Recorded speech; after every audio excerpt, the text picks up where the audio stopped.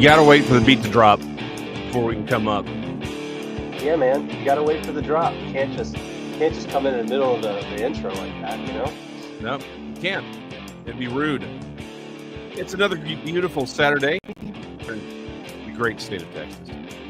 But we are down one traditional nerd, so we've replaced him with a slightly superior nerd. Yeah, you know, Jason, I would actually say we are up one nerd versus down one nerd. That's true. I always see Genesis as a vast improvement to Ray's lackadaisical approach to this very serious, very serious show we run. Yes. So exactly. so speaking of a serious show, so I always like to come on and I say, oh, now Vagabond Nerds bigger and blacker than ever, right? Yeah. So, but the fact that I'm replacing Ray in Newsflash, I'm mixed. So technically speaking, now that I'm replacing Ray, the show is also bigger and wider than ever. That's true. Technically speaking. So if I replace any one of you guys, it's bigger and blacker. But if I replace Ray, you replace Ray, it's bigger and wider. Bigger and wider. So basically what I'm saying is Ray's useless. Yep. Either way you slice it. I know. What I hear is our property value went up. That's very true, because I mean, I speak more Spanish than he does. Yeah. He's not even good. He's not even good for his own folks. I mean, his parents. I don't know if you talk to his parents, but they are extremely disappointed in him. So yeah, it's terrible. It really is. Yeah. Well, now that we're done appropriately examining Raymond and why Genesis is a vast improvement. I don't think we're done. We'll just keep doing it throughout. Yeah, we'll just keep doing it. I just realized I didn't put up the banner at the bottom. Oh no! I know. Well, bring up the banner and introduce us, sir. Yes. So I've finally brought up the banner. We, of course, have Sean, and as we've already mentioned, Genesis is filling the role. I am Jason McLean, for the no one who doesn't know that. And of course, as always, we are brought to you by Titan Comics. Go visit Jeremy over at titancomics.com, 214-350-4420 if you want to hear his melodious voice, or you can visit him in person at 31284 Forest Lane, Suite 250 in Dallas, Texas, 75234. It's in the doobly below. He's our favorite comic monger and has all of your geeky accoutrement. On with the show, however. But before we get into our main topic, is there anything from the week that you would like to, perhaps even not a nerdy thing, but something from the week that you would like to get off your chest or vent about or say, look at this wonderful thing that occurred in my life? That's a good question. Well, I mean, yeah. So last night, it's Friday night. It's dinner and a movie here at the Walker household. The old Walker Costa. And I decided to throw on Uncharted because I was like, let me start off by saying I didn't have high hopes for this movie. And I know that's going in with a preconceived judgment, and I get that. Mm-hmm. But going in not expecting much is often the right choice. It allows you to enjoy a lot of movies, I'll be honest. It does. And I typically like to go in that way. The problem that I had with this was I'm a big fan of the first game and the second game. I kind of lost touch with them after that because, time and life, and I just can't play them that much. Right. But I enjoyed the games were like a movie. Anytime you play the game, it felt like you were playing a different version of a Indiana Jones flick, right? Like a modern day Indiana Jones sort of situation. It was really, really good. Very good fun. But the casting in this movie was completely wrong. And having watched it, it felt like the producers got a hold of the script and went, wow, this is really good. Now let's rewrite the entire thing. Yeah. And we'll just leave these few good parts in that pay homage to the game, but we'll rewrite it entirely because we want Tom Holland to play this lead character, even though he looks nothing like the appropriate age range for this character. Yeah. It's like, but yeah, we already cast Mark Wahlberg as that guy. And they're like, that's fine. He can just play Sully. And they're like, Sully is a white-haired older gentleman. Like, he's not that's not Mark Wahlberg. It would be more appropriate to have had like Mark Wahlberg and Liam Neeson. Right. That would fit the age range of these characters. And instead they're like, no, we need to reach a different audience, which I think was bullshit. You've got an audience in the games already.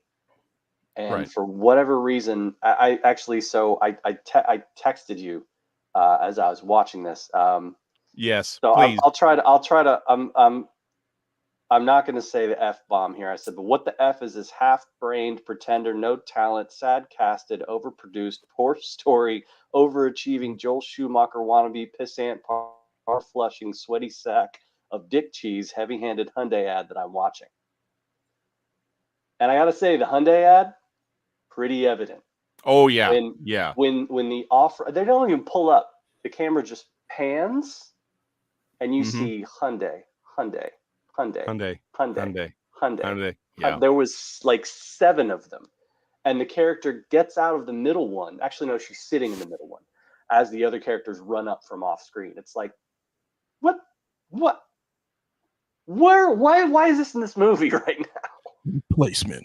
Yeah, it's like, at least with the Transformers, you get, okay, everything's, all the good guys are. They're cars. I get it. Well, yeah, and it's like, okay, and it's actually a little clever. This was it felt like when I watched it, because I watched it before you did, and I was like, okay. Again, I'm not even a fan of the video games. And I felt like it was miscast. I'm like, how is it that I can just be vaguely aware that this game exists and I still think this is a miscast movie? But it's like the scene in the original Wayne's World where they do all the product placements at one time, right? The movie literally felt like that, unironic, but it was like trying to do it unironically. Yeah. Like the entire point of the Wayne's World gag is that it's an entirely self-aware meta commentary, and this movie's like, that's a great idea. Let's just do that and forget the fact that it's supposed to be built, that it's a comedic gag. Yeah. It was pretty terrible. Yeah, I was. By the time, my wife will put up with a lot of BS in a movie, but the end, she was like, no, I do not believe that this is anything that could, like, it threw away all of this credulity. Like, even as someone, again, okay, I'm a trained archaeologist, so the fact that I know how all these laws actually work, and it's like, there's whoa, let's just pause there for a second. Let's move on. It's not important. I didn't know you were see, Genesis, I think, is personifying what's going on in my head right now. It's an entire rabbit hole you don't want to go. Yeah, I had no idea. Can we make a meme out of this? Yeah, we should. Archaeologist. Where is Missy when I need her? She would easily put together a couple of ridiculous memes. Missy, if you're listening to this either now or in post, please get me some Indiana McLean memes going. If you please could. I want to see some Jason Head on some other people. That would be fantastic. That's fair. Sorry, didn't mean to interrupt. Right, your but continue. Carefully constructed dissertation on archaeology. Please continue, Professor. Thank you. Well, my point is, like, I even disregard all of the laws that they're breaking, or even how any of that would work. And I'm like, fine, I don't care about any of that, or it's a movie. I'm done. I don't care. Like, I really just shove all that aside. But once you start flying around 500-year-old ships on a Chinook, it's like, and you're pirate fighting on them, like, I'm sorry, you've lost all. We've lost Sean. Speaking of lost, yeah, he's lost like a Spanish doubloon at the bottom, or he's just pausing for the meme creation. No. Yeah, it would be funnier if he was. See, normally though, when he freezes, he has this. It's frozen like one of those mid-transition faces, right? So it's funny. Now he's just looking off to the side, like he's entertained by something else. Yeah, like somebody just brought a cupcake or something. Oh yeah. Oh, he's gone.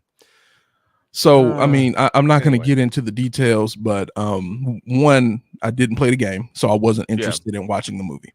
If I was still actively doing my show on a Version TV ANX Gamecast, I would have probably watched it just for that reason.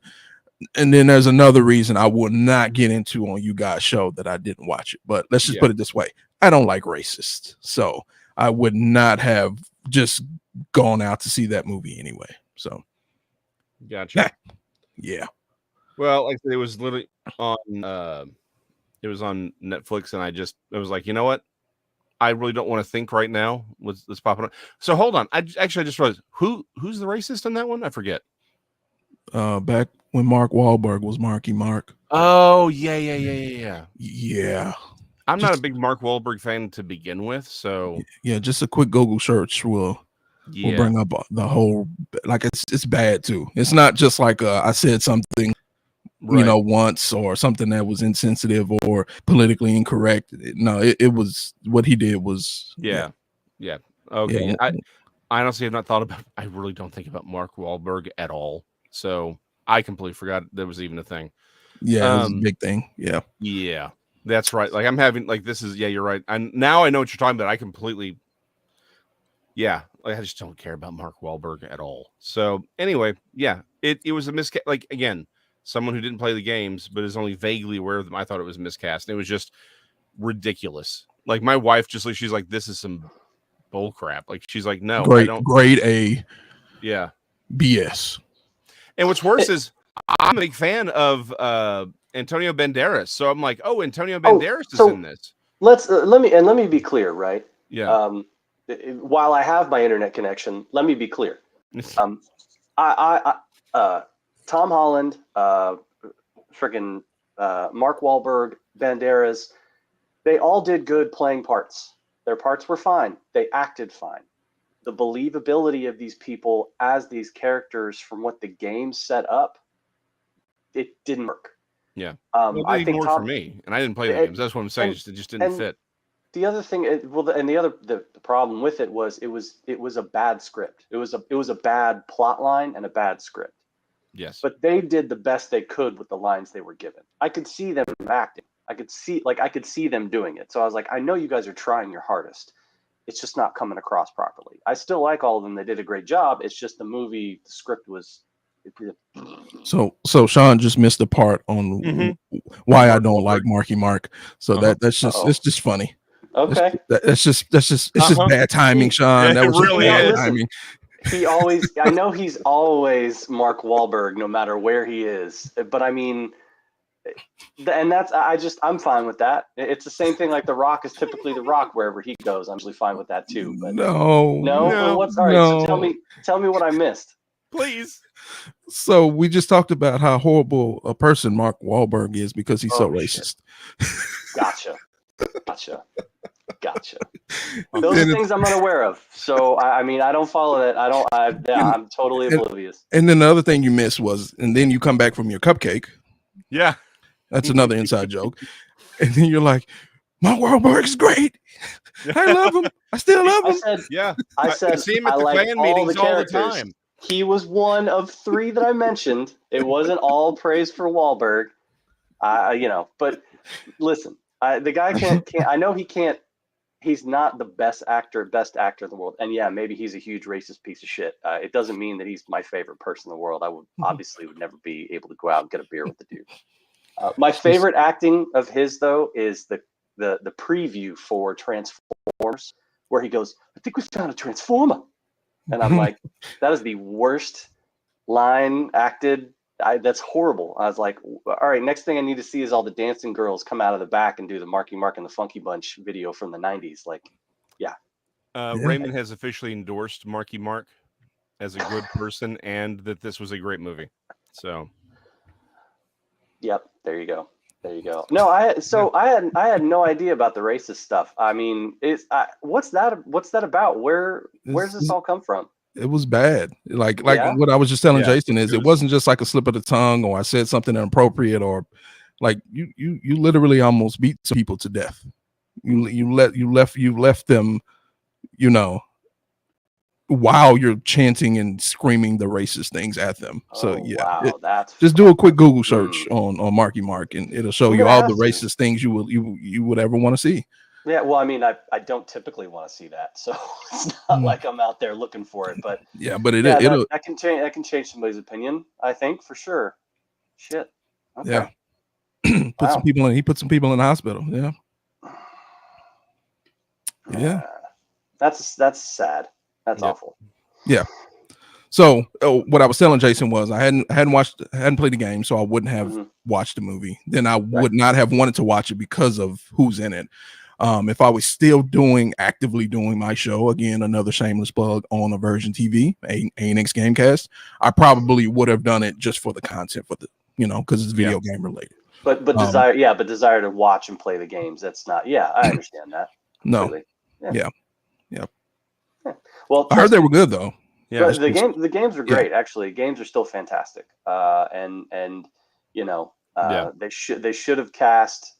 should have cast Nathan Fillion as Drake, the lead character. That's what everyone I've ever heard talk about that. Yeah, has said Nathan Fillion should have been Nathan Drake. So because in the games, when you're playing that character, the individual who voiced the character, which is also in the movie, in a quick little thing. I saw that. Yeah. He's either in a cafe or he's sitting on the beach. He's sitting on the beach. He's on the beach. Okay. Yeah, he's like, it's happened to me once. Yeah, that was. Yeah, I recognized him. I'm like, that's the dude from the game. The voiceover for Nathan Drake. But he was kind of doing what sounded like almost a Nathan Fillion impression, and the way he delivered all his lines in the video game was, spot on Nathan Fillion cadence for humor. So it would have been great if they picked him and then somebody else. I wouldn't go so far as to say like an Anthony Hopkins, but somebody maybe 10 years, 20 years younger than Anthony Hopkins, like right in that range, that 60-year-old. Like I think you nailed it with Liam Neeson. I think Liam Neeson would have been a good Sully, but he can't. Sully's not Irish, so that accent would have been there. Because Liam Neeson can't do a different accent, but that's not a make or break for me, honestly. It wouldn't have been an accent. I mean, I don't know if we all, actually, I know Genesis definitely hasn't, but I watched The Hunt for Red October, and listening to a Scottish captain commanding a Russian submarine was very interesting. Yep. So everyone's exactly. Everyone's trying to do their best Russian impersonation, and Sean Connery's like, I'm Sean Connery, Yeah, like, this is what I do. I don't do Russian accents. This is what you get. Yeah. And we all accepted it. It's like, nope. Yeah, it's like it's Sean. Someone said this when Sylvester Stallone did the Judge Dredd movie back in the 90s, which I still love.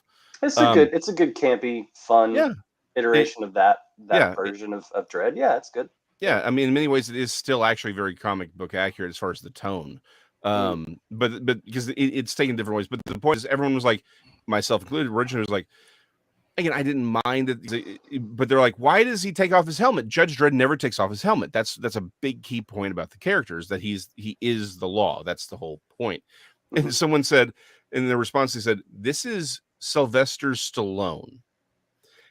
He could wear the helmet, a ninja mask, and medical scrub and a surgical mask. You're still gonna know it's him. You still know who it is. Like it's like there's literally there's just no point in having him not take off the helmet when it's like if it was an unknown actor, they're like we would have thought about ways around it, but they're like no. Can't. The counter argument to that, using your exact same logic, is there's no reason for him to take off the helmet because you already know it's Sylvester Stallone.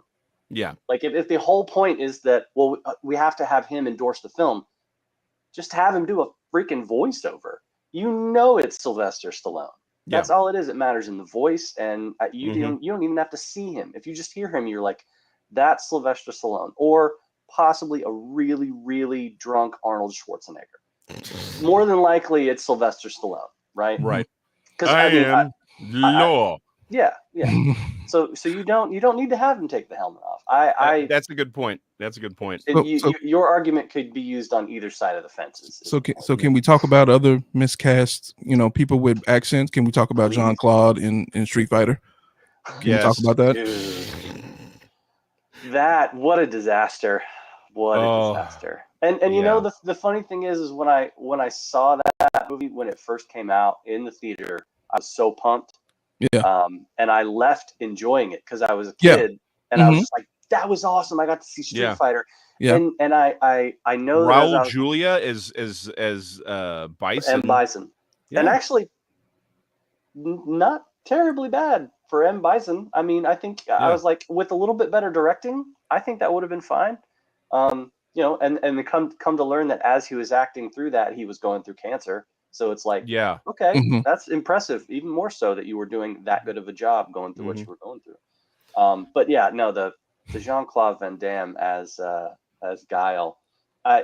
The rumors that well, not rumors, the confirmed, I guess, stories everybody tells us that he was doing like rails to coke in between. Yeah. So if so if you go look, there's some behind the scenes stuff about it where he was he showed up to set the first day late for the show, late for the shots, with like 2 or 3 girls, and he was still decked out in whatever party attire he was wearing from the night before and fully coked out. And then it took him like 2 or some odd hours to get ready and get started. And then he was doing coke the entire time. He was hitting on people. I guess he had an affair with Kylie Minogue, who played the British agent, blonde-haired chick. I can't. Oh, she was Cammy? Cammy. That's Kylie Minogue. I did not realize that. Yeah, I'm pretty certain. We have a wealth of knowledge here at our fingertips with this whole internet thing, but I'm not going to look it up. I'm going to because I love Kylie Minogue. I want to be wrong and get canceled for being wrong, so that would be fantastic, because we have to be perfect, right, all the time. I'll apologize later if I fuck it up. So hey, there's the F-bomb. But I mean, it definitely was not a problem at the time, because he was one of the biggest stars out there. He was, and this was one of the biggest video games out there, right? So when I watched it, like I said, I was not like disappointed in the movie. I was just like, oh, that was cool. You're right. But Sean's right. It was Kylie Minogue. I know. But when I went back to watch it, like, I don't know, 10 years ago, I was like, what in the hell? Yeah. Those rose-colored lenses come off real quick. You go back to watch it and you see how poorly done it was. It was pretty bad. They shouldn't. I mean, they shouldn't have made it. It's the same reason video games get movies made out of video games miss their mark time and time again. You know, people just don't understand. I think they don't understand what the fans of the games want, and the idea is to reach a broader audience. And really, you should just reach the fans that want to see it. That's why you're making the movie. So cut the budget down, get some unknown people, have it directed and acted well, get directors and scriptwriters that understand what the movie needs, and then let them write it so it pleases the fans of the genre. And the same goes for any live acted, whatever it be, adaptation of a book, anime. I don't care. Like video game, just if it's going to be live action, please do it justice and cut the budget in order to get better actors or unknown actors to make it better. Whatever, I don't care. But see, I'm the opposite of that. I say raise the budget and do it. Just do it right. Just do it. Do it right. Well, okay. My thought is, when there's a raise in budget, I feel like that's when the producers step in and overproduce the movie. Well, and they get involved where they don't understand the reason behind. Because you're spending a lot of money, you're probably not going to get the return on it, because it's going to cater specifically to those people who want to see it. The reason you won't get the return is because you have to spend so much money up front just to get the rights to do the movie. So something like for example, especially from Capcom's going to make you pay out the wazoo. Right. So something like Dragon Ball Evolution, like that's a perfect example of, they probably had to pay a lot to get the license to do the movie, and then they cut. There was no budget left. That movie, that movie. I didn't even see it. I saw all the previews for it. I was like, can't watch this. I literally had nothing better to do one night. I was sick. It's what it was. I was sick, and I'm like, it literally popped on. I just saw it. I was like, I've never seen this. I know it's going to be absolutely awful, but I'm already sick. And so I pushed play to suffer. That was like straight ass. Mortal Kombat Annihilation looks like, I think that's an insult to straight ass. Straight ass can be really good sometimes. That's an insult to straight ass. Like again, Mortal Kombat Annihilation strikes me as a magnificent piece of artwork compared to it. Oh yeah. A lot of easily. Yeah, it was not bueno. It was bad. But so here's the thing though. So the problem is, you're both right. to get the rights. That's a problem. Well, it is because to his point, like you drop these studios are dropping because like we need to make a lot of money, and they drop all the money to license these characters. So like we've already invested this, so like let's drop a whole much more. Let's go ahead and really fill out the budget so we can get the good actors, we get the good special effects, and to your point, Sean, it then becomes overproduced because they think, well, we'll just it's. Since Sean's not here or Ray's not here, I get to. It's the Dallas Cowboys from the early '90s versus the later Cowboys, where no. Listen again. Where you he in just sports, thought he could buy it. I know. Hold on. I'm not. This is not even my analogy. Genesis has more claim to being able to. All right, back him up. Is he correct in his assessment there? The '90s Cowboys where we were going and winning Super Bowls, right? Because I was watching back then. I am a Texan. Well, everybody was watching Dallas Cowboys when they were winning. Well, everybody watches them now. So everybody watches them now. I meant like they were all the time because it was like more people watch when they win. Yeah. It's the same as any fair weather. Well, it's like anything, you know what I mean. So again, in the '90s, it was an organic team that was put together. It took several years, but they put it together and won. And then once Jones was like, you know what, I get to captain the ship. It's my team, and he started becoming more of the personality. He's like, let's just buy all the good players, and they never congealed. Right. And so they did make it to, they were making it to the playoffs often, but they were never this. It was never the team from the '90s where it was like, boom, boom, boom, So I would say that the analogy is a little bit off because I don't think that's overproducing. That's just you have the wrong person making the decisions. That's wrong. This is cast. Right. That'd be bad casting because so the situation where a movie is overproduced because they put so much money, the studio put so much money into it. They're trying to do things for a different reason. They're trying to do things just to make their money back. So they're adding, let's do this, let's go bigger. They're trying to blockbuster it to make more people come see it because of how, like, look at the wow factor this is going to make you in the theater go, oh my god. So overproduction of the Cowboys would have been that situation where Jerry Jones actually wanted to draft Johnny Manziel just because of the amount of sales he would have got from the jerseys just in Texas alone. Yeah, exactly. So that's more of an overproduction. And then his people around him said, "No, don't do that, old man. Go sit down." Yeah. So I think that was a train wreck. It was so obvious, but to the point. But even the casting, I think, is still an overproduction because again, they had Wahlberg, but they're like, no, let's get Tom Holland. And to your point, right? It was like, let's get Tom Holland because he's Spider-Man now. Let's get, it's again, but the point is you have this sunk cost fallacy where it's like, well, we have all this money invested. We need to go bigger to Genesis's point, bigger and better. Right. Whereas Sean, I agree with you. I think the movie would have been way better if they had stuck with practical effects and just cast and just go with unknown actors. Right. Or, you could even, okay. What if you took a known actor, but it's whatever. Just take for whatever the role be. If you take an actor who, your casting call is we're looking for actors who enjoy this video game. We're looking for actors who enjoy this material, like this. For like The Witcher on Netflix. Henry Cavill is a huge Witcher fan. He's a big gamer. He's been known for building. They have videos of him. He's made videos of him building his own PCs to run this game and like over-engineered PCs with water coolers and shit. So he's a huge fan of the books and of the games, and I think he's done a good job, in my opinion, portraying Geralt on this show. What if people did that more often? What if the studio did more calls for casting in that fashion when they're like, look, we know this is a comic book. We know this is a whatever. If you like this sort of thing, let's bring you onto it because I think you'd get more passion out of your actors that way and they might do a better job. That might work. No, I agree. Well, I said this about the recent Hellboy with David Harbour. Like, if that should have been a very low budget Netflix series, and it would have been great. Because that probably would have been good as a Netflix series. I still haven't seen the movie yet. I want to watch it. I just haven't. You haven't missed anything. Like, it was a much more comic accurate. It was a much more comic accurate version. But the problem was that they're like, well, since it's a big budget, we got to throw in all this stuff at the end.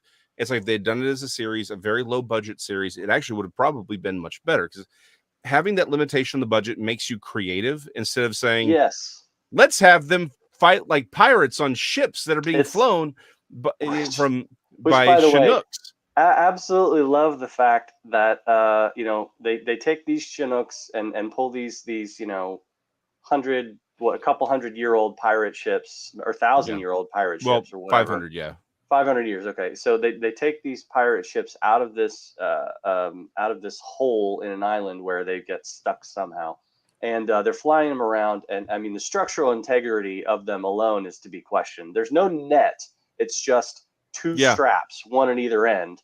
Yeah. Like the whole thing wouldn't just crumble and fall into the center. I don't know if you've tried to move a cake, but those things are pretty structurally sound most of the time. And every once in a while, you gotta really support them. A cupcake? No, like a full cake. No, not a cupcake. That's the inside. Okay.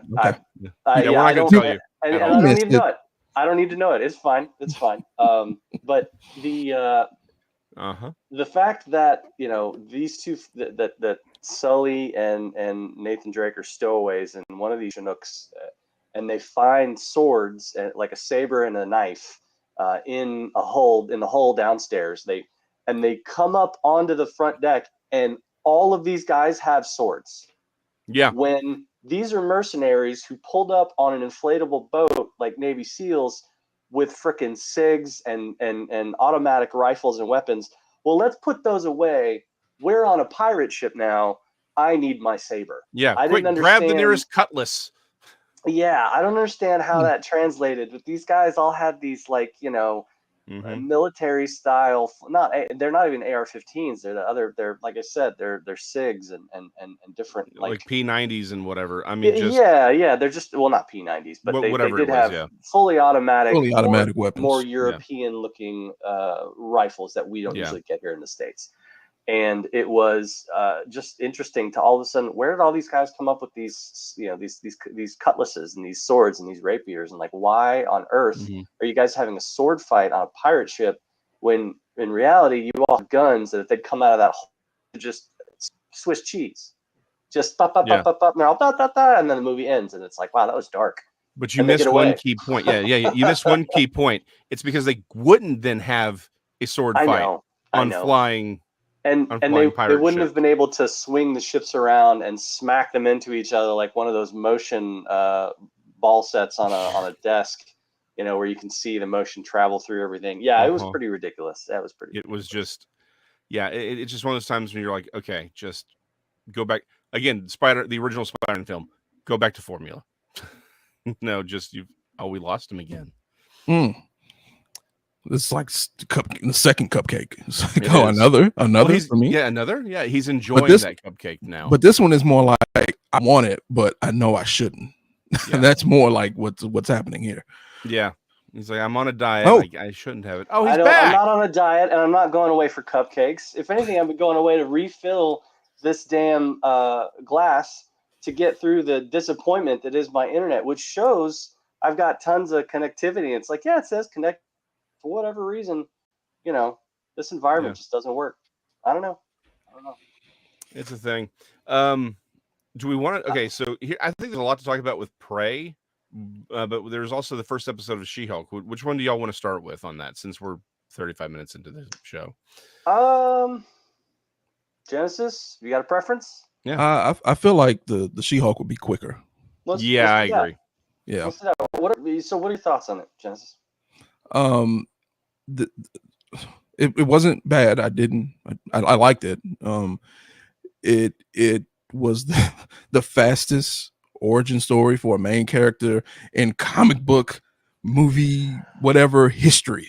Yeah, my exact thoughts. I love that. The only ones that were quicker, but these weren't main characters, is those little intros in like Suicide Squad or something, right? Where they just show the person and and it's like, this is what they do and this is where they came from and all that. But those weren't necessarily main characters, right? Yeah. This is she is going to be a main character moving forward in MCU. So I mean, so I want to say it was actually less than 30 minutes because the whole thing was 35 minutes, but then you had the intro and then you had the stuff at the end and then you had the credits. So it was probably actually less than 30 minutes of an origin story. And they went through everything. How she got her powers and then doing her training to control the powers. I mean, the normal superhero stuff that you would see in the first hour 10 of an actual, movie happened in this one episode. Absolutely. And I love that. It's something I think we've all talked about several times on this show alone has been origin stories are exhausting when you have to continually see another superhero's origin story just over and over and over again. When they spend an entire 2 hours and 20 minutes on an origin story, and you just see nothing but those, it gets tiring because you're watching the same movie no matter what you do. It's always the same. I mean, it's a different, obviously, yes, I get it. Different conditions, people have different experiences, but the story is the same. The formula for the story is the same. Well, and the fact that they did this in a Quentin Tarantino style Pulp Fiction format, I thought was genius. I love that she starts out as her lawyer, where where it opens up and you see her chit chatting about getting ready for this case, and then she stops and turns and breaks that fourth wall and says directly to the camera, "You're probably going to have a hard time following what this story is going to be if we don't go ahead and get this out of the way right now." Yeah, I love that fourth wall. Mm-hmm. Yeah, that the breaking of the fourth wall was probably the best thing in the show. To Sean's point, I mean, I've said this about Doctor Strange. I think the after credits scene for me was the best part of that show. We're gonna talk about that. We'll get there. Yeah, we'll get to that. But I mean, again, to your point, I like the fact they kind of sped through the origin because I'm the one who says a lot of these characters do not really need an origin story. Like Doctor Strange, like, I'm sorry, it's like, who are you? I'm a doctor. I'm a sorcerer now. Bad hands. Let's go. Like, it's like that's something you could really speed through and get back and get into your story, right? Because it was just Iron Man 2.0. I disagree with that. I mean, you cannot like the origin story, the Doctor Strange, generally speaking, but he was such an integral part in everything that happened since then. Like they had to do it. But there's a different way. But if you hadn't given him the origin story, I don't think he would carry the weight of a character as he did getting to those points. Like that's exactly what Genesis is. I get what you're saying. I get what you're saying. Have that for that character. But there's a way to do it that's better than just, hey, this is Iron Man again. But my point is, I agree. I like the fact that her origin. But I get it. It's not Iron Man though. I understand what you're saying. It is different though. It's still different. Yes, you're right. The characters themselves are close. I mean, they stayed close to the source material, right? Exactly, from the comic books, and both of those characters, yes, are kind of the same character. Just they're rich white dudes. What do you expect? You know? Oh, it's even worse than that. But again, I want to go back to She-Hulk. My point is, I do agree. I'm white.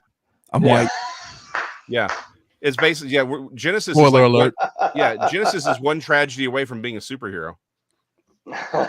So. But yeah, like I said, my favorite. I do like the fact that it was short because I just don't think everyone needs this in-depth origin story. That part was really good. Yeah. Yeah, and I do like the fourth wall breaking. I'll just say that again, by the end of the episode, I'm like, okay, that's a thing that happened. I mean, it wasn't bad. I wasn't like, this is some bullshit. Like that didn't happen. And just it was just so meaty. It was just okay. It's a show. That was the best attempt at saying this is some bullshit I've ever heard. You got to clip that. You got to use that somehow in the future. It's somebody's ringtone coming up. So this is my other part of. I know y'all wanted to get to the end credits. And yes, there are end credits if people didn't sit through and watch. 15 years of Marvel movies, guys. It should be expected by now. Even when there's not, I still kind of wait. Yeah. Especially on these TV series because. I say TV series. The Disney Plus series doesn't have a cutscene for every single one of its episodes, so no, it doesn't. You do have to kind of like gamble as to whether or not it's going to happen. So there was a little bit of shock to my system at first, but once I got finished with the show, I was like, no, I like this. And the shock to my system was we just got Miss Marvel. And Miss Marvel had that early Tom Holland's Spider-Man, high school, wholesome, coming of age vibe, man. Wholesome kind of, family fun, right? Just to go here to She-Hulk, there's cursing, there's drinking, even the scene that was short, but when they found her in the restroom all beat up, and they made the comment like, "What did he do to you? What did he do to you?" Yeah, right. Yeah. So even that is just such a dark take on whatever was going on or perceived to be going on that would just not have ever happened in Miss Marvel, right? It was adult, right? I mean, so and they've done so. Let me say, Disney has done a very good job. I mean, Miss Marvel was such a good job at a teenage coming of age story, and they put you in that feeling, and they to your point, like they did such a good job encasing it in that formula, not formula, but that good, like you feel in that age range when you're watching that film or that series. And then this, I understand the shock. This is a return to grown-ups. It's Ally McBeal with superpowers. Less of that, but I mean, I understand the comparison, but this is good, so I don't want to compare it to Ally McBeal. That's fair. But like, but that's the reality for a lot of women, and I think that was one of the things they did really well with that show is they showed her in that all those women come in and try to support her. You know what I mean? Because that's a reality. Women deal with that all the time from shitty men, And and then she had the scene where she specifically talked outside, about, and then it happens like right outside the bar. I mean, she goes from these women who are telling her you need to leave and all this stuff when that's not really what happened, to then going outside the bar and experiencing harassment from these three dudes who are drunk coming out of the bar, doing the New York subway Guido, getting off at the next stop, why don't you come home with me, trying to be nice to her about it. And it's like, they didn't even go that far, and she then murdered them. They did. They got far enough, you know what I mean? They got far enough to piss her off and have her Hulk out, and then Hulk then Banner hits her and takes her out of the situation, which I was like, okay, but even when she was explaining like why I'm able to control my rage better than you is because I have to do it. But she specifically said this can lead to the things that I have to deal with can lead to me being killed.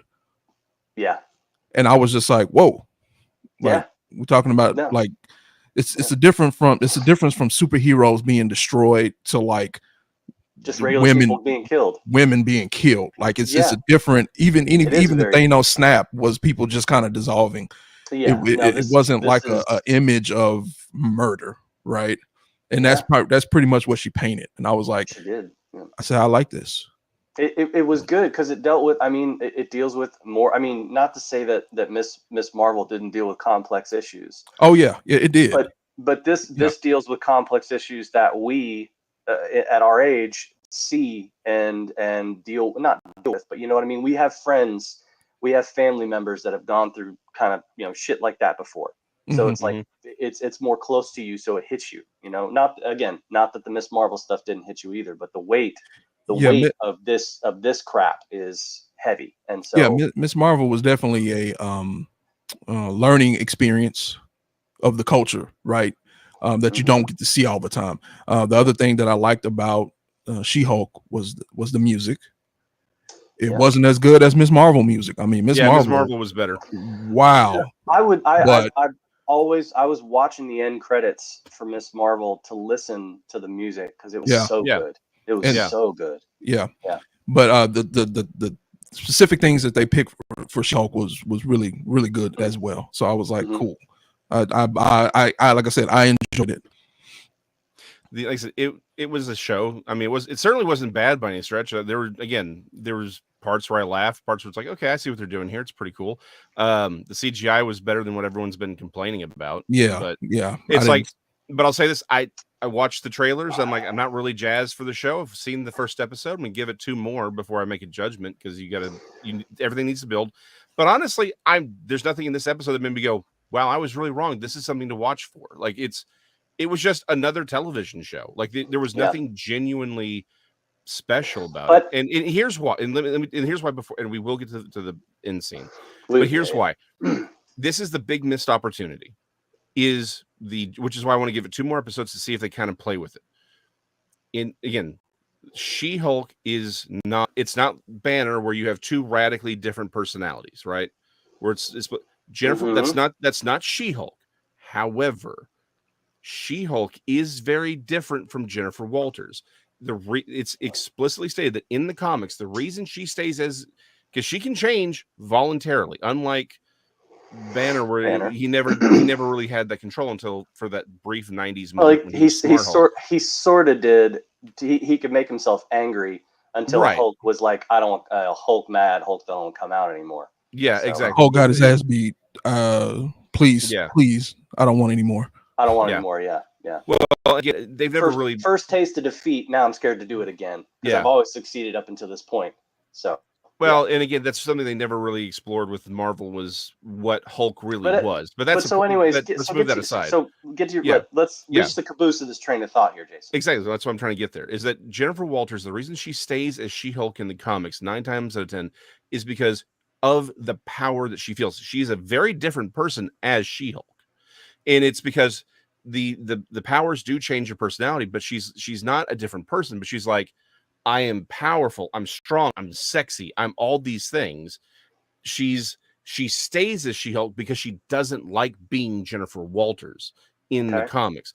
And I think there's a hint of it being there, but it feels like they're gonna go a different way with it. But it's like I think there's a more interesting story there. I think they're gonna build on that. If you've seen the previews leading up to it, she's sitting on a talk show and she goes, you remember being in high school and you had that one hot friend of yours that was always got more attention, and then you see her go, well, and she looks down herself on the talk show saying this while she's in She-Hulk mode, and you see her being more. I think it's too early to make that call. I think you're right. I think we could wait to see it, but I get what you're saying. I get what you're saying. It's too early to make that call. You said missed opportunity. We haven't even had the opportunity yet. The opportunity was set up very well in this episode by the Sicarian ship derailing the Jeep. And also, I don't know her real name. All I can think of her is Tahani from The Good Place on Netflix. The actress who plays Tahani. When she strolls in and is like looking for trouble, and she actually becomes She-Hulk in the courtroom for the first time. That sets up 2 really good questions of basically what the F. Both of them are just what the F. And so now we get to see how that plays out.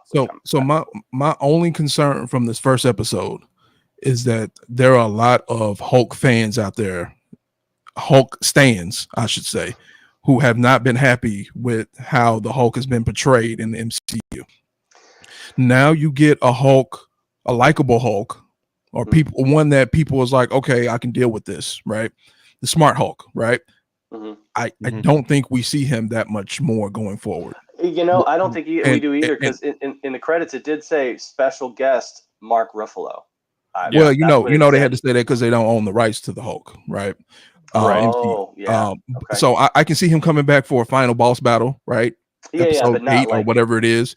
But if people are thinking that they're going to see Ruffalo every week, I think they're going to be disappointed, and then that's going to start a bashing of the show, probably moving forward. So just be prepared for that, because people want Hulk, and She-Hulk is something, but it's not the Hulk that people want.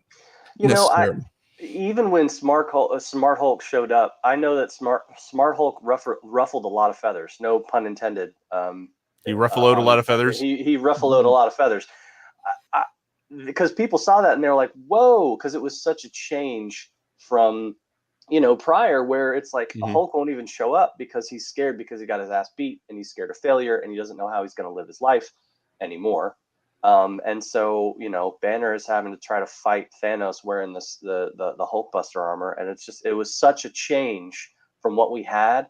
And there was no slow build up or lead into it. It was just boom in your face, a shock. Like, you're dealing with Smart Hulk now. And a lot of people, I think a lot of people rebelled against that. But I did think that having him in this episode and showing him, like, there was much more character development, I think, in this episode as hit with him as Smart Hulk than there was in Endgame. And I think that endeared a lot more people to his character. It certainly did for me. So I could just be projecting, but I really do think it was good. The use of him in this first episode was great. I honestly don't really want to see him in any more episodes, except for maybe a passing moment here or there. I really want them to focus on her journey and not bring him back into this unless, like you said, Genesis, unless it's like an end boss fight, and I get that, or maybe the episode just before the end boss fight as like a pep talk. Yeah, right. I'd be fine with that too. But yeah, I don't want to agree. see him as a major character in this. Yeah, he needs to be on. Well, and just for special effects reasons, they probably need to keep him on the back burner. But to your point, yeah, they did more to actually develop his character in this than they have in the other movie. Which again, in general, the Hulk has been often a missed opportunity in the MCU. Because, like, you want to see the Hulk done right? Go back and watch Avengers: Earth's Mightiest Heroes, the cartoon that they did for like 2 seasons. Before, like that right there did the Hulk better than any of the MCU movies ever has. So to that point, yeah, I agree. But yeah, the Hulk's been a missed opportunity, and the problem is no one even liked the Smart Hulk in the comics. Like when they did the Smart Hulk, everyone's like, "What is this? This is not what the Hulk is." Right. You know, there's an evolution. To your point, if they had done a few things earlier on in the entire MCU, the idea of the Smart Hulk really should be an easy come to, because he's a character that's evolving. The Hulk himself evolves, and it's again about split personalities. I mean, this is a guy that was sort of that's again, because they're never going to deal with really why the Hulk is the way he is. Like that scene where when she's saying, "This is stuff I go through." It's like, my father beat my mother to death in front of me as a child, right? Like they never dealt. Like they're never going to deal with that. Bruce Banner's mother, or Bruce Banner's father, not your father. Yeah. I know. Bruce Banner. Like, it's like Bruce Banner's father murdered his mother in front of him by beating her to death, and then because she was trying to keep him from murdering him. Like, yeah, I mean, it's like the Hulk's backstory is a tragedy, and that's why he is the way he is. But they will never address that in the MCU. But I still think there's a situation where, I mean, how long have we had MCU now? Yeah. This whole thought that it has to be like it is in the comic books. I mean, come on, that's just gone. That's gone out the window a long time ago. That's not going to happen. They usually just pay at this point. They try to pay as much homage to it as they can. But they're going to inject some modern day, tweaks to it to make it more interesting and believable for the audience.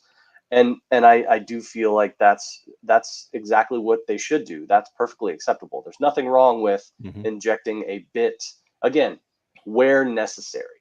I'm a huge fan of keeping things. Like if you've got an amazing story and you can figure out some way to translate that amazing story from paper onto screen, then do it. But don't do it at the expense of getting rid of all the amazing roots in that written word.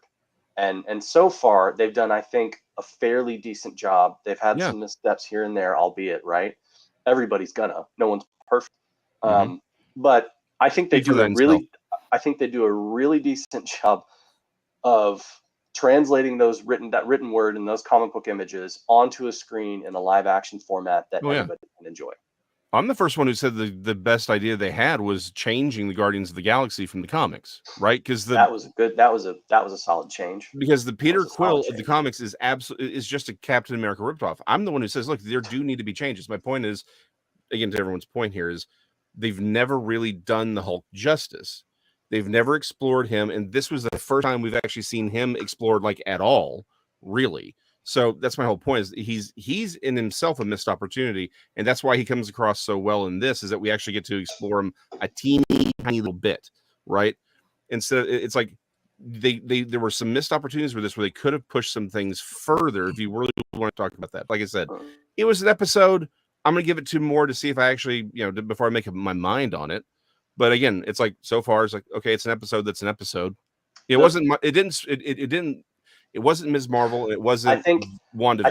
I think the first episode was good. I want to Yeah. see where they're going with this. Yeah. So Yeah. hey, Kim. Yeah. Like I said, I enjoyed it. So now you're in credits. Okay. I'm just, it's yeah, that's okay. Sean liked it. I'm just like, why is this a thing? Like, honestly, I thought it was funny. Listen, it was funny. It has no other point than to be a joke, and I think it was a good joke. And I just think that people need to realize it's a funny joke. It goes. It's like but dead ass though, right? Yeah. That's the point. Is dead Oh, ass. yeah. Though. Well, it's America's That's what ass. it is, because he is America's ass, and that was the thing. Like, they did a good callback to the fight between Captain America and Captain America, and then he's like, oh yeah, that is America's ass. Like, it was perfect. And she even says it. She's like, but that ass. And she's again a very adult take on people talking about their they're lusting after these superheroes, these godlike people. And then she's acting drunk, and we all know, I know what he means. Well, anyways, so I love the fact that they're like, but he died a virgin. She's like, it was so sad. He never got to experience it. Da da da da da da. And it's like, no, he actually. I mean, we saw the movie. We know he didn't. No one else does, because the theory and the idea was there's no time in any of the timelines that this could have happened.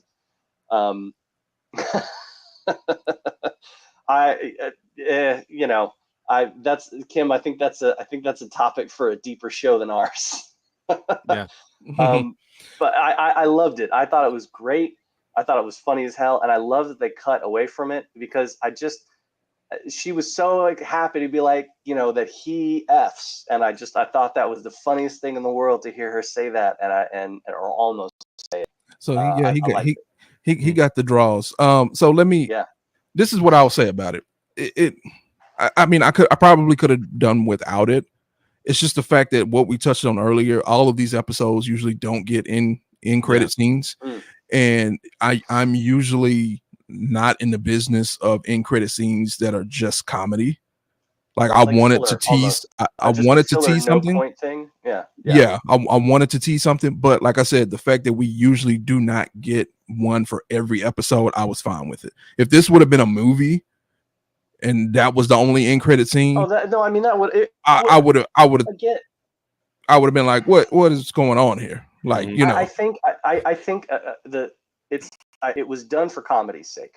Oh yeah, no, it's clearly and that was it. Like, that was it. So if you realize that it was done for comedy and there was nothing else to it, then that's all it has to be. So, it's all it was. Even, I don't know, even if it had been at the end of a 2.5 or 2 hour 20-minute movie and they threw that in as like a little joke, I still appreciate it. I appreciate a good joke. Always have, always will. So I don't mind it. Yeah. To your point, at the end of the movie, I think it would have actually been funnier, because it's like, okay, it's a callback to something that happened an hour and a half ago versus 15 minutes ago. I mean, yeah, I just mean, like, I think because, like, the shawarma scene in the first Avengers, that had no point, but that was comedy. It just shows them being tired, sitting around doing nothing, eating shawarma, except for Captain America, which I learned because Chris Evans had already grown out his beard for his next role. So that's the only reason he's not eating and sitting there covering his face, is because he had a full beard at that time. Yeah. And they gave him a bigger glove. I mean, this could be a teaser. It could just be setting up the fact that, hey, going forward, this is her personality is, even though she was drunk, this is going to be more comedy. Well, she wasn't drunk, though. That was the whole point. Well, but also, I agree, and I think that's a good point. Is it does establish her personality more. So I mean, it is a joke, but it's also character building, and it's a bit of both. I don't think it was misplaced, and I haven't heard anybody getting upset or anything about it. All I know is what I know, because I don't watch the news or read anything. So I'm just like, read any sites or whatever. Yeah. So if people are upset and controversy about something, I had no idea. They need to get over if they are. I haven't heard anything at all. I'm just kind of want to make sure it's like, I kind of got a connotation that was happening, but maybe I'm wrong. No, okay. No, seriously, it's just I'm just kind of tired about caring about every superhero's sexuality.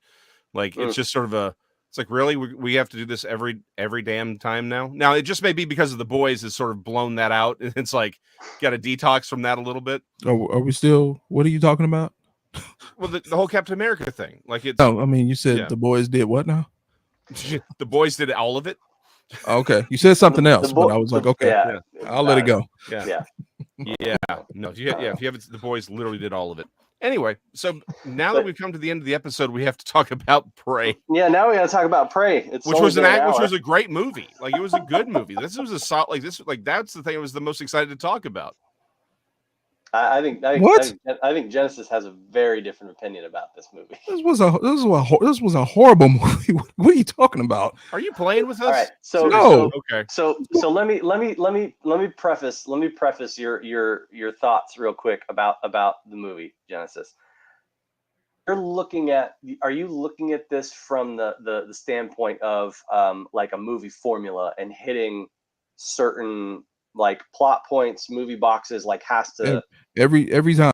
That's how I rate movies. Yeah. Okay. So if this one obviously didn't hit those marks for you as far as like that goes. No. Okay.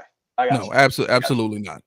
For me as a Predator fan, not necessarily a movie formula fan, but a Predator fan, I felt like this was a return to what it's supposed to be. I felt like this hit the mark of a Predator movie in the idea that it's nothing more than a hunt. It's nothing more than a fight between the end, by Predator and the mark, so to speak. And that's the whole. To me, that's been the whole gist of it. I didn't want there to be more complicated things in it, like the movie The Predator, the previous one by Shane Black, because I think that was a total piece of shit. I hated that. I hated that movie. Yeah. To me, it did disservice to the mythos. Is a very good way to put it. So that's why I didn't like that one, but I did like this one. Yeah. So again, it's beautifully shot. It's acted well.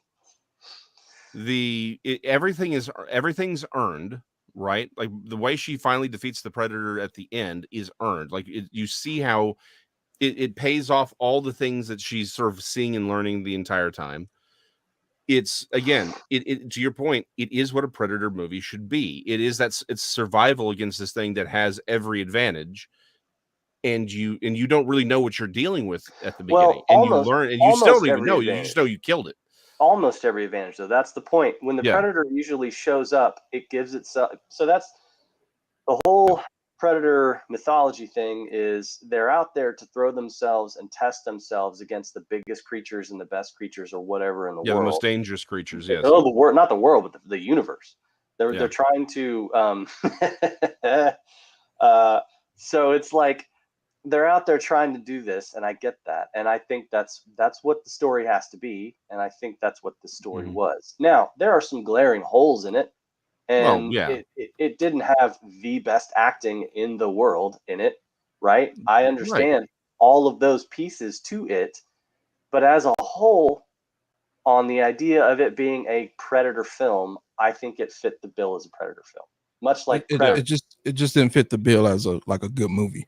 So like one of the main things that I had a problem with was if I had to describe this movie, it was just boring.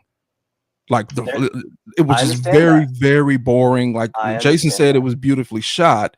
It had a little Snyder cut in it to me, which is let's make this movie longer by just showing, the river or the trees and then playing some music in the background for 30 seconds and panning out or panning to the left. And it was just a lot of that.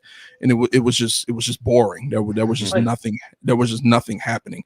And but in comparison to that, though, if you're the person who enjoys that, then it satisfies you in that regard. And that's the point. Like I don't. It's not that I don't enjoy it. I just don't enjoy it for a whole hour.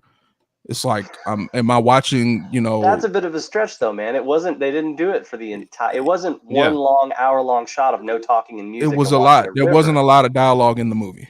Right. Didn't have to. But there doesn't have to be. That's the point, is not every single movie it doesn't have to be, but in this particular movie, they're not all Martin Scorsese. They're not all it doesn't have to be, but in this particular movie, it made it a bad movie.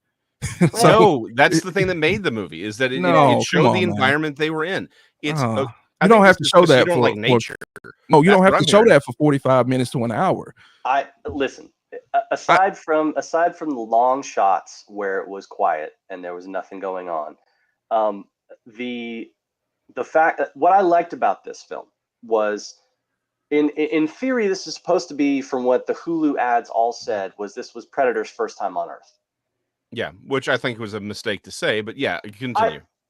Yeah, Who it's knows, fine. right? I don't It's know. Hulu, yeah. I don't care. I don't really give a shit. Their advertising campaign be damned. I don't care. If I take all that out of it and I just focus on what I liked about it, I like the fact that the Predator shows up and is like hunting just random things to try to Yeah. test the environment. Exactly. It gets into a fight with a bear. It lets her go. You know what I mean? Because he's like, she's just running away. Who cares?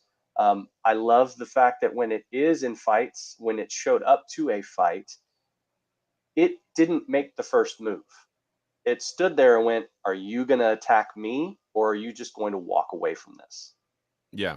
And I Again, liked are that you a threat? because Yeah. well, not just are you a threat, but are you willing to challenge me? Yeah. That's what I liked. I liked seeing the predator be the predator, which is, Yes. I'm stalking some prey, and if I find that you're a worthy opponent, I'm going to go after you.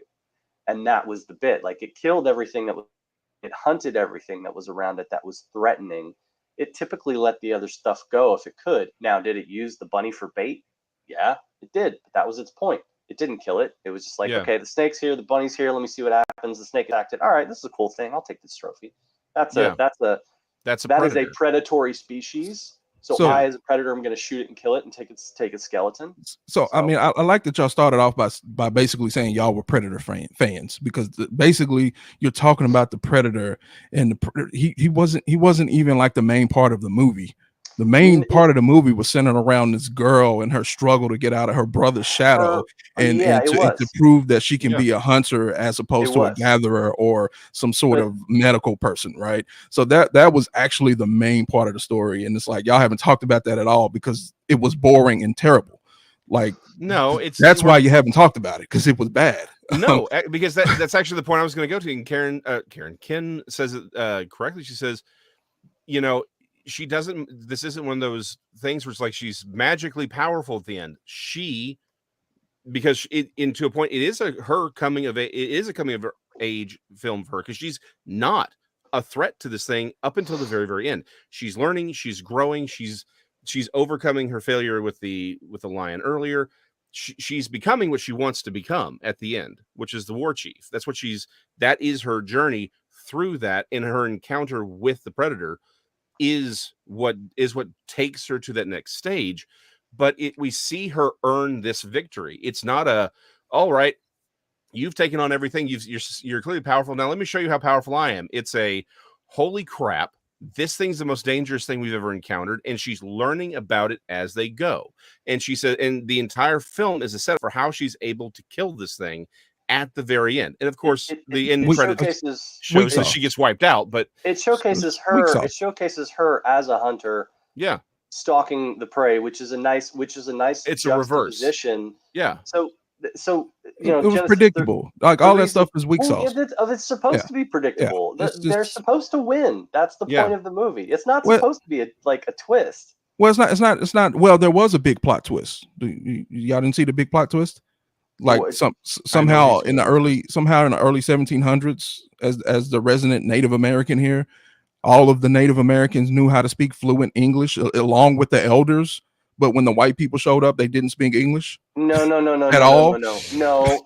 That is not what happened. That's the big plot twist. That's the plot twist. That's not a plot twist. That's not what happened. Okay. That is what happened. Listen, that's literally what happened. That is a choice that they made to say, okay, are we going to have these people speak Native Cherokee and subtitle the whole film? And then when the French show up, have the French be subtitled as well, because those guys weren't Americans; they were French trapsmen. Yeah, they were French fur traders and French trappers. So they spoke French; they didn't speak English. And the Cherokee weren't speaking English either. The Cherokee were speaking Cherokee, but they turned off the filter for us and let us just hear them speaking English. And I understand what you're saying, but that's a choice. Hold on. Are you complaining that the Vinland Saga doesn't have everything in ancient Nordic? What? The Vinland Saga, the anime. It's an anime. I'm not familiar with it. Never mind. I don't like anime either. But bull. Yeah, I was about to say. It's like you can't even say that with a straight face. Anyway, it's double like standard. Double standard. Yeah. No, but seriously, man, it was the same idea as I'm going to do a callback to freaking Hunt for Red October. They started out speaking Russian, and it was subtitled. And then as they started speaking Russian, like you just all of a sudden heard English creep in, and the next thing you knew, there was no more subtitles, and they were all speaking English because they wanted to first showcase, and I think they did it in this as well. They were speaking Cherokee a couple of points, and then they went into them just speaking in English. So it's like it's for our benefit as the audience to watch it and not have to read the subtitles versus having to read the subtitles and hear them speak in Cherokee, which I'm sure they're fluent in it because they got a lot of Native Americans to be in that movie. No. It's a choice. It's not a plot twist. It's a bad. That was a joke. The plot twist was a joke. But the choice was a bad choice. Is what I'm saying. It's a misrepresentation to say that they were speaking English, but nobody else could. It's not that. It's just the fact that I didn't say that. I said I just thought it was ironic that all of the Native Americans spoke English, but then when the white people showed up, they spoke no English. I didn't say everybody. But that's not the case. It's a misrepresentation. That's the point. So that's literally what happened. They had the French trader show up, and she was like, when he came out, he spoke a little bit of Cherokee. So she understood him. He wasn't speaking English; he was speaking Cherokee.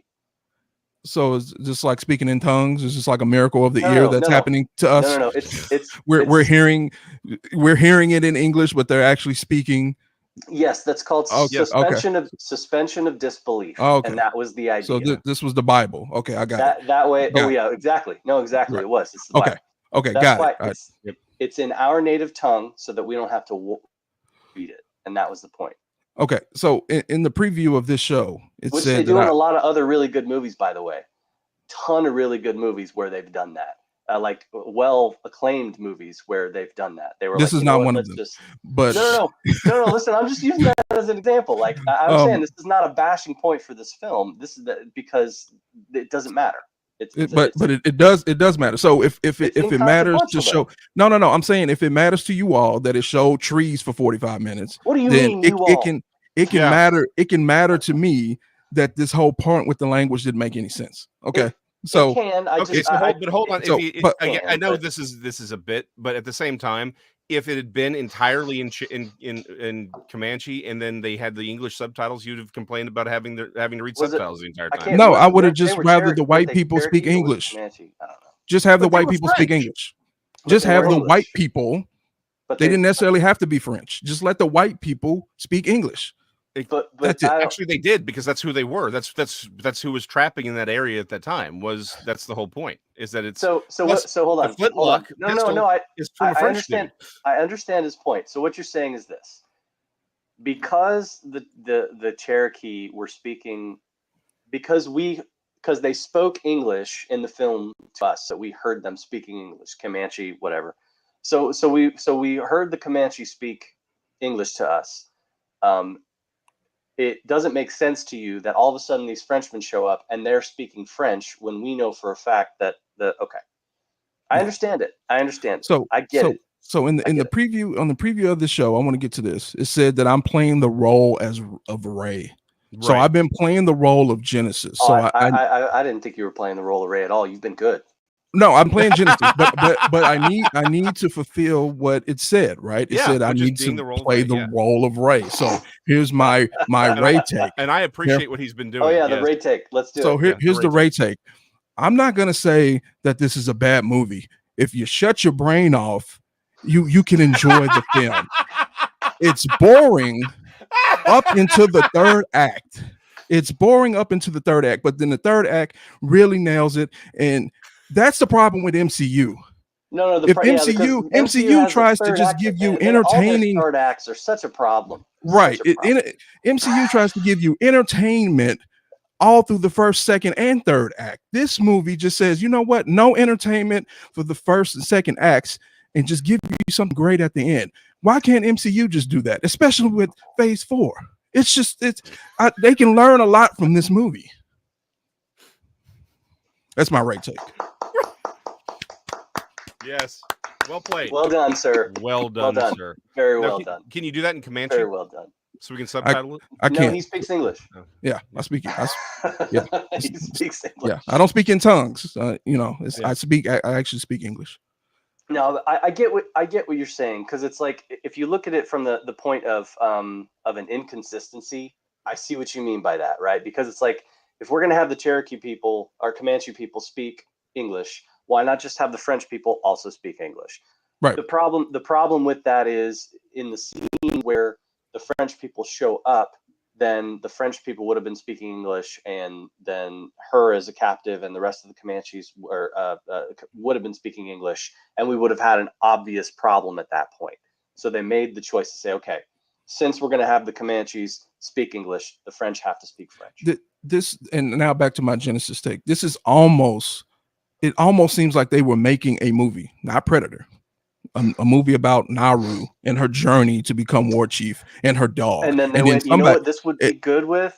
Yeah. And then somebody said, this is boring. Let's add a little more grotesque cruelty to animals and make it a little more bloody. Okay, let's kill and torture a bunch of animals.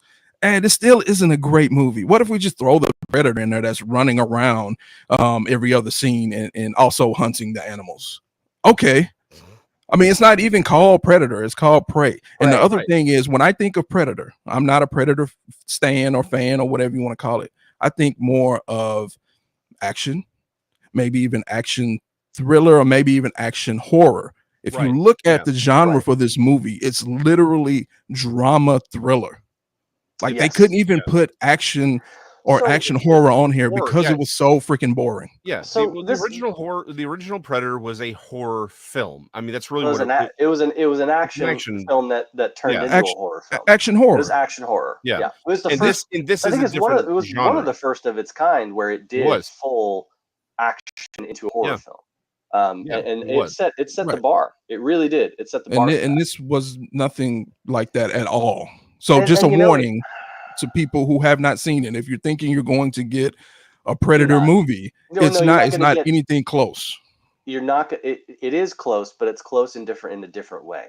And I think that's part of why it's close to the purpose of the Predator, but it's not close as far as your experience with the movie. It's night and day. So I liked the fact that this is one of those things where they took the Predator and kept it in the box of, let's tell an individual story that includes the Predator, which is how I think every single Predator movie should be. Yes. I don't think Predator movies should be, let's make a sequel and this has to be this person's brother and it's like a vendetta, because that's not what the Predators are. The Predators are show up, do a hunt, leave. That's the point. And Predator 2 did that very well, because they showed that that's what that's supposed to do, but they also kind of tied it back to they referenced Predator 1, so they did make it a sequel in its own right. But anyways, I mean, this one had a reference, didn't it? The gun. Yeah, the gun. I thought, which actually that made me upset. Favorite. Oh, that made me upset. Really? Because when I saw it, I was like, "Come on!" Not the rest of the bad movie. The boring. No. Listen, it was the gun. It was just this 5-second clip of a gun. Because for the same reason that you are upset about the inconsistency with them speaking in different languages, that's the same reason I'm upset by seeing the gun, because the gun doesn't make sense at this point. To me as a fan, shut up. To me as a fan, get away from the mic. Of the history, right? To me as a fan of the history, this doesn't make sense, because I'm seeing it as, okay, he's got his name on this gun and it says 1719 and everything, and it's a callback to Predator 2 where they toss him the gun that's 1719 and you're like, oh my god, it's the gun. And so you watch it and you're like, oh, it's the gun from that movie. Okay, so if that's the case, are you telling me that the Predators were like, they killed our boy who was out there doing his normal thing, well, now we got to show up and get revenge, we got to go kill her and take the gun back? I think that's absurd. Again, it doesn't fit the mythos. It doesn't. But wouldn't it be if there was a fighter or whatever that was strong enough to kill the predator. Wouldn't another predator want to come and challenge that as well to prove its might? Oh, there's 2 points here, and this is dang it, Sean. No, because this is so okay. We need him to come back on this one because this is actually I love the fact that the gun is there because of what it actually does mean. Cupcake. Yeah, we see Cupcake. There we are. Hey, how was the cupcake? So you need me to come back on this one because okay. The end. So 2 things, and this actually. So we're going to circle back to this one by saying this. The one thing I wasn't a fan of was the fact that it wasn't a traditional hunter. It's one of these new predators that they have, right? The new super predator, the 8 foot tall one with the longer head, like instead of it being the traditional hunter, right? So this is a couple hundred years. This is the 1700s, obviously. So thank you, Kim. This is the service my internet provides. We don't know that this is a slightly de-evolved version of the predators from where they reach to when they show up and attack Dutch and his team in the 90s. Right. And that's a fair point. And that's but that's also something they played to. Sorry, I thought my screen froze again. That's actually something they play to in the fact that he has different weapons. Because I think they're and his helmet's very different. Yeah. Which is another reason I like this is because they make you they don't just tell you, hey, this is a lesser evolved predator when their species hadn't evolved to the point where they are in the 90s with the laser cannon on the shoulder. You have to think about that. You as the audience person have to go, I have to think about this. Yeah. It's not a movie that hands you shit, and I did enjoy that. Like it doesn't hand you anything, but that's actually my point. It didn't hand you stuff about the predator, but it did hand you stuff about how the ending of the movie would be. But okay, go ahead. Well, I always knew that that's how it was going to happen. Like you watch a Predator film and you see her as the main character, she has to beat the Predator. That's the end. Yeah, that's the formula. Going to happen. But how she did it, they were giving it to you the whole way. That's what I'm saying. Well, it's earned. She's earning it. She think of it like leveling up in a video game. But anyway, my point is foreshadowing was very evident in the film. I absolutely saw it. You're right. Yeah. But that's callbacks, foreshadowing. These are all good things. Anyway, back to my point about the Predator. We've seen in Predators and in The Predator that there are different clans and different groups, and they look different, right? That was one of the big twists about Predators was that the hunters that we'd seen the entire franchise were one, you could either call them a clan or race or group. Then there was another that was taller, bigger, and they used completely different tactics. So, and then by the time we get to the Predator, the Predator from this film looks like the Predator from the Super Predator from the Predator, indicating perhaps that's in a different group. Again, they had been evolving that one, right? That was one because that was one of your big complaints about that movie was that they genetically enhanced themselves to be better. Correct. In the movie The Predator. Yes. The whole idea was the Predators had sought some form of science to genetically enhance themselves to be bigger, better, badder, faster, stronger. Right. Which I understand the theory is because they're like, they're always trying to become better hunters, but when you go back to their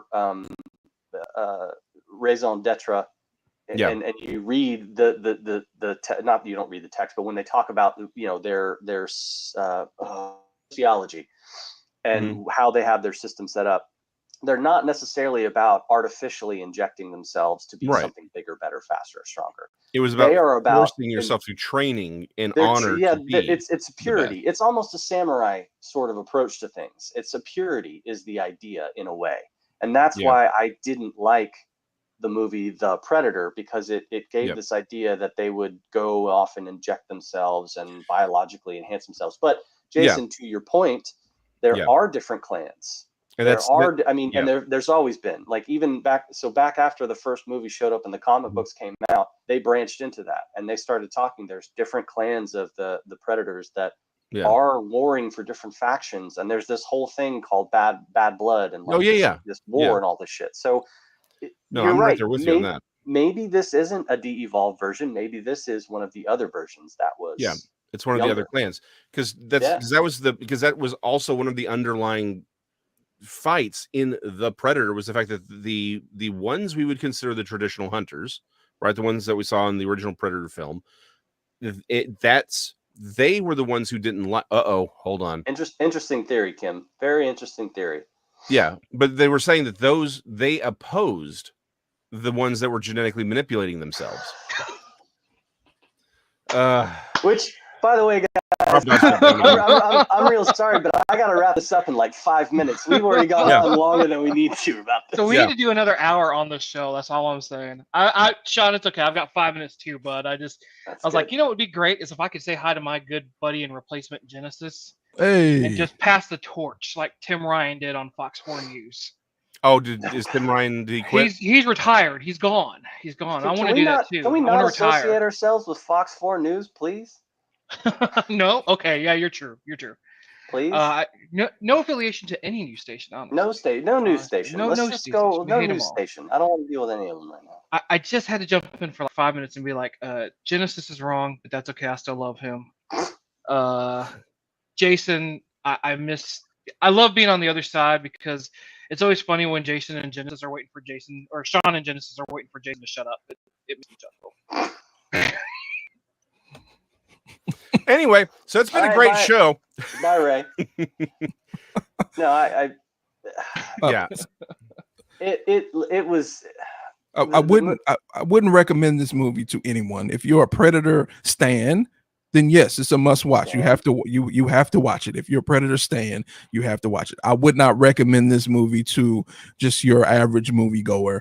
And if you have not seen it, it's definitely not your Predator movie that you're thinking of. It's nothing close to it.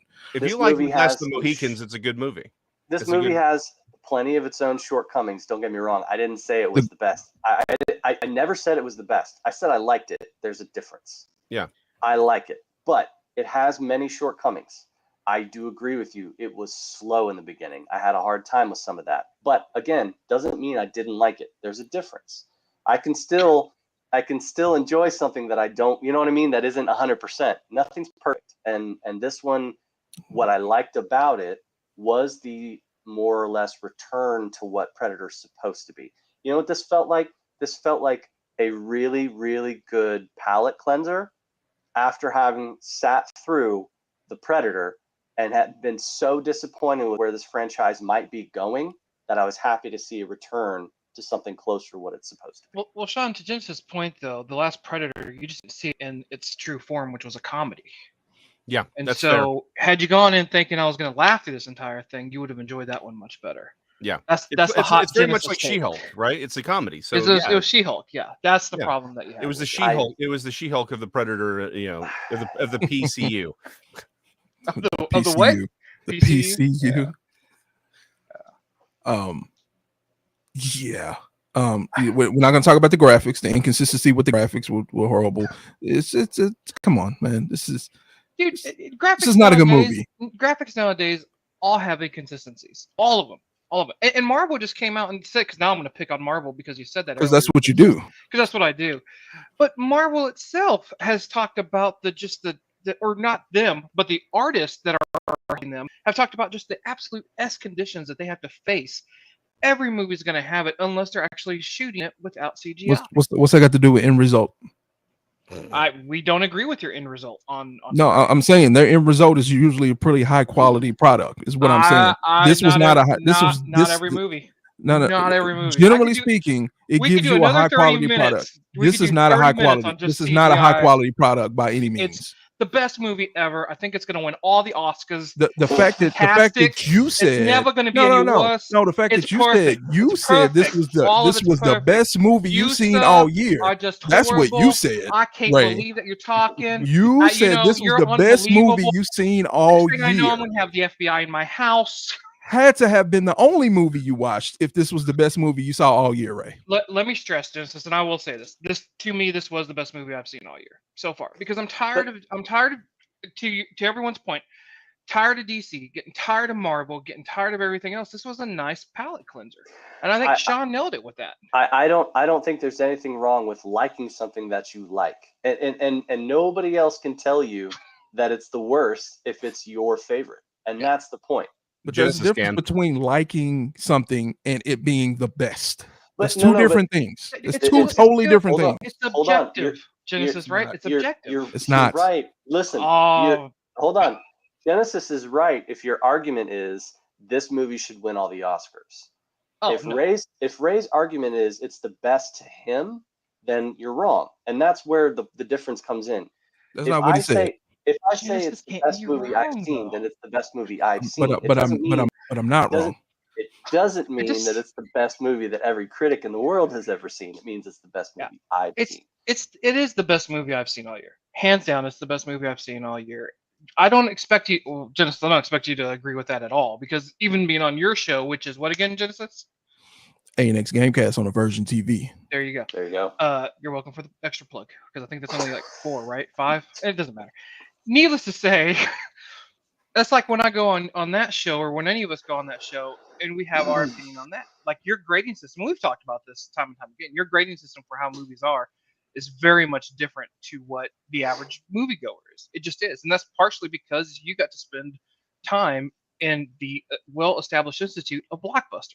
Blockbuster Video. There you go. So I mean, it's I going need to to be watch different. that. The last blockbuster on Earth. Was I haven't watched that yet. fantastic. I need to find that.